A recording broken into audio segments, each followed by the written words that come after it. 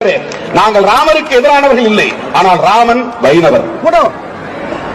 ராமர் வைணவ மதத்தை சார்ந்தவர் என்றால் ராமனால் வதம் செய்யப்பட்ட ராவணன் சைவத்தை சார்ந்தவர்.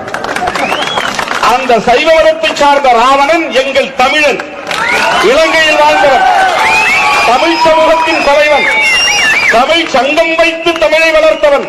அப்படி என்றால் நாங்கள் ராவணனின் வாரிசுகள். ராவணனின் வாரிசுகள்.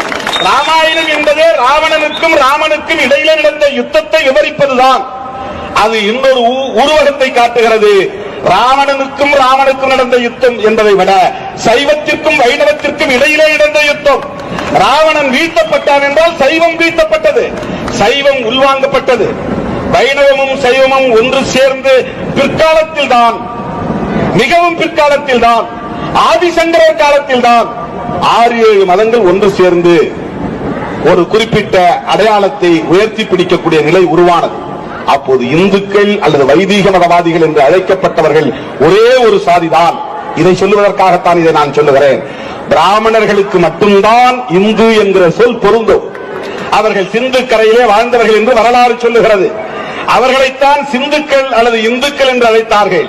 இன்றைக்கு நாங்கள் ஆண்ட பரம்பரை என்று சொல்லிக் கொள்ளக்கூடிய நம்முடைய தமிழ் சொந்தங்களோ அல்லது மற்றவர்களோ இவர்கள் யாரும் இந்துக்கள் இல்லை.